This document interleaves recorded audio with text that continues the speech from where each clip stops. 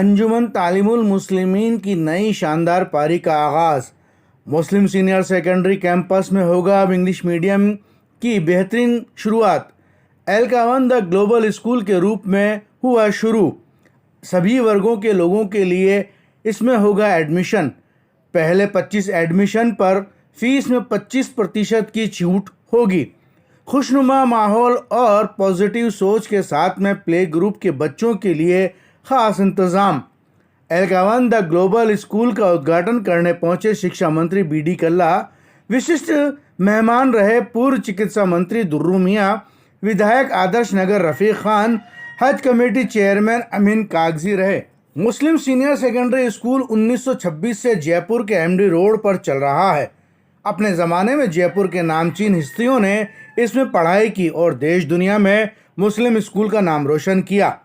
50 सालों से स्कूल की कमेटी का कोई गठन नहीं हुआ और दिन प्रतिदिन स्कूल का स्तर गिरता गया और स्टूडेंट की तादाद में भारी गिरावट आई।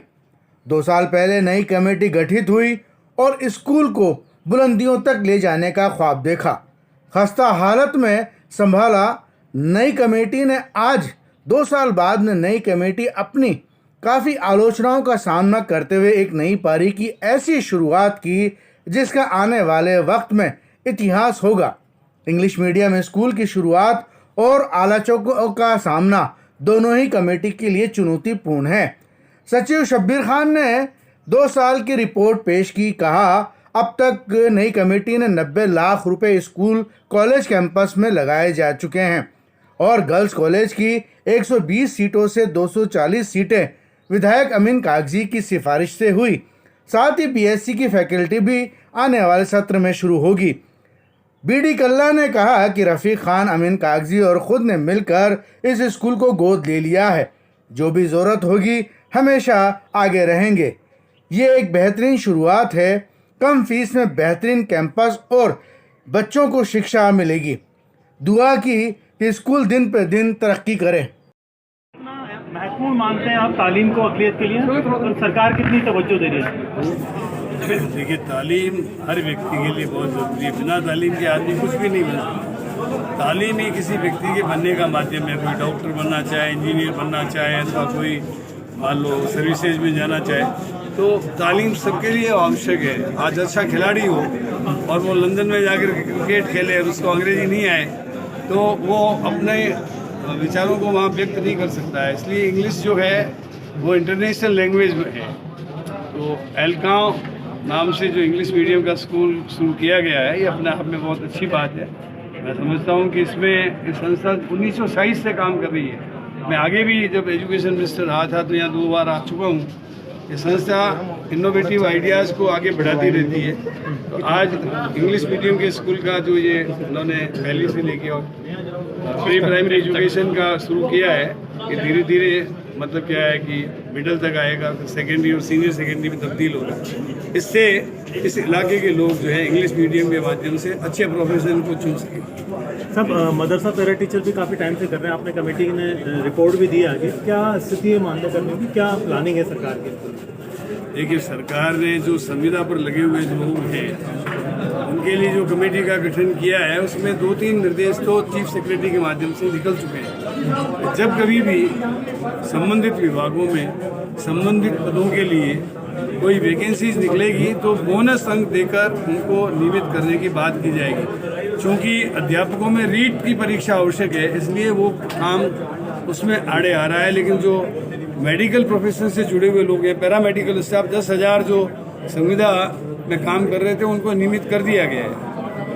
मदरसों में राष्ट्रीय योजना से वापस जोड़ने की बात कही जा रही है। जो हम पैरेलल मानते हैं स्कूलों को। अभी हमारे जो विधायक साथी हैं रफ़ीक भाई, अमीन काकी साहब, इन्होंने उर्दू अध्यापकों की मांग की थी। तो जहाँ जहाँ उर्दू पढ़ने वाले स्कूलों में बच्चे मिलेंगे, हम सब जगह प्राइमरी एजुकेशन भी उर्दू के माध्यम से देने का प्रयास करेंगे। वो शुरुआत की पहली से 5वीं तक जो बंद कर दी गई थी पहले, बिल्कुल उनको शुरू करेंगे। तालीम कितनी ज़रूरी है, ख़ासतौर पर राजधानी जयपुर के अंदर जो हालात है? देखिए, माशरे में अभी क्या ज़रूरत है, इस बात को समझने की ज़रूरत है। जयपुर में बहुत सारी सोसाइटीज़, बहुत सारे स्कूल्स और कॉलेज सोसाइटीज़ में चल रहे हैं। जो हमारा ये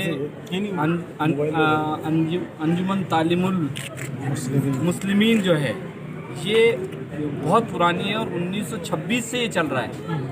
और 1926 के बाद भी ये धीरे धीरे जब बहुत एक ऐसा टाइम निकला, बहुत उरूज पे था ये, बीच में इसके अंदर कम हो गया एडमिशन।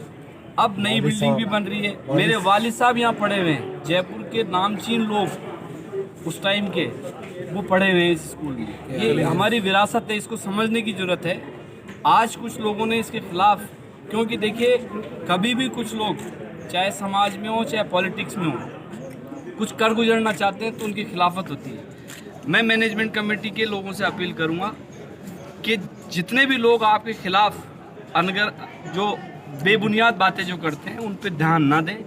आप कौम के लिए काम कर रहे हैं, आप मिल्लत के लिए काम कर रहे हैं।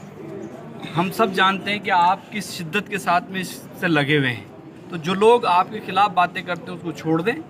अभी बीडी कल्ला साहब यहाँ आए थे, उन्होंने एक 5th तक इंग्लिश मीडियम ऑलकॉन स्कूल हमने जो शुरू किया है उसकी शुरुआत करके गए हैं।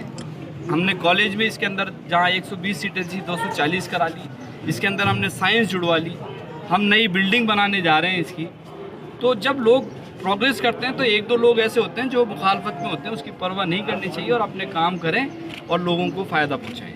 अब हज कमेटी में कुछ तैयारियां आप कर रहे हैं? देखिए हज कमेटी में हमने मुख्यमंत्री जी से आग्रह किया था कि हमें इस पे एक मंजिल और चढ़ानी है और उसकी इजाज़त हमें दे दी मुख्यमंत्री जी ने। हमने प्रस्ताव बना के भेज दिया और मैं समझता हूँ अगले 1-1.5 महीने में उसकी भी NIT निकल के वो बिल्डिंग का काम जल्द से जल्द शुरू हो जाएगा। हमारा मकसद ये है कि उसके अंदर हम ऊपर रूम्स बनाएं और रूम्स बना के जब हज चालू हो तो हज के जितने भी लोग बाहर से आते हैं उनको ज़्यादा से ज़्यादा हम सुविधा अरेंज करा सकें। बाकी जो 8-10 महीने होते हैं उसमें हम प्रोफेशनल कोर्सेज़ के और जो कंपटीशन एग्ज़ाम्स जो होते हैं उनके लिए वहाँ पे इंस्टीट्यूट चलाएंगे। अभी जो है कुर्रे को लेकर के कुछ स्थिति साफ हुई सऊदी? देखिए अभी हमारे तकरीबन 2800 समथिंग आवेदन आए हैं। मेरी CEO हज कमेटी से बात हुई थी, क्योंकि भारत सरकार ने अभी भी सेंट्रल हज कमेटी में कोई चेयरमैन नहीं है, मंत्री खुद देख रहे हैं उस काम को। तो मेरी मंत्री जी के यहाँ भी बात हुई और CEO हज कमेटी से भी बात हुई, तो उन्होंने कहा कि जब तक सऊदी गवर्नमेंट कोई SOP जारी नहीं करेगी या उनका कोई अभी तक जो इंतजामात हैं उसके बारे में वहाँ चर्चाएं चल रही हैं, लेकिन उन्होंने मुझे आश्वस्त किया है कि इंशाल्लाह इस बार हज जरूर हो और SOP आएगी कि किस तरह से हाजियों को ट्रेनिंग देनी है। ट्रेनिंग प्रोग्राम आएगा और हम तुरंत तैयार हैं। हम जैसे ही वहाँ से प्रोग्राम आएगा उसके 4 दिन के अंदर अंदर हम मीटिंग रख लेंगे। देखिए सरकार की मदद तो आज की तारीख में प्राइवेट उनके संस्थानों को सब्जेक्ट देने में या कॉलेज की परमिशन देने में तक ही रह गई है, लेकिन हम फिर भी सरकार से कोशिश करेंगे कि इतना पुराना इदारा है, इसको जयपुर हेरिटेज के नाम से या कोई भी जो भी वो समझे इतना पुराना स्कूल है, सरकार इसकी आर्थिक मदद करे ताकि हम एक जो नई बिल्डिंग जो आप नीचे देख रहे हैं बनाने जा रहे हैं जल्द से जल्द, ताकि ये बिल्डिंग बन जाए और यहाँ सभी फैकल्टीज़ अच्छी से अच्छी हों और सारे सब्जेक्ट के कॉलेज और स्कूल चालू हो सकें। क्वालिटी एजुकेशन और तमाम ट्रेनिंग प्रोग्राम वगैरह जो ओरिएंटेड होंगे हम वो करना चाहेंगे। एक परसेप्शन था कि भाई जो मदरसों में काफ़ी टिपिकल और कट्टरपंथी इस तरह की सोच होती है, एक अलग तरह के आपने कहा कि भाई जो दीनी तालीम भी हो और इंग्लिश मीडियम में भी, कॉन्वेंट स्टाइल में भी। देखिए कॉन्वेंट तो हमारे स्टार्ट हो ही रहा है, उसी में हम उन बच्चों को कोशिश करेंगे एक पीरियड उनका तरबियती प्रोग्राम हो ताकि वो एक अच्छे इंसान हो। एजुकेशन, बगैर एजुकेशन के आज की लाइफ कोई लाइफ नहीं है। आज की ज़िंदगी दीन और दुनिया दोनों में अगर आगे बढ़ना है तो तालीम बहुत ज़रूरी है। जबकि इस्लाम का जो पहला वर्ड आया कुरान में वही आया इक़रा बिस्मि रब्बिकल लज़ी खलक़। उसमें कहा गया है कि पढ़ तालीम, और तालीम के बगैर कोई तरक्की नहीं।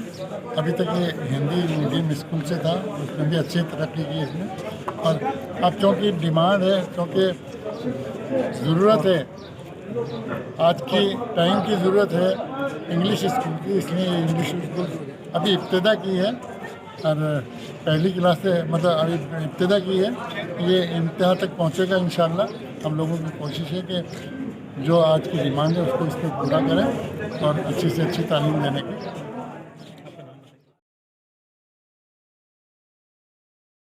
है।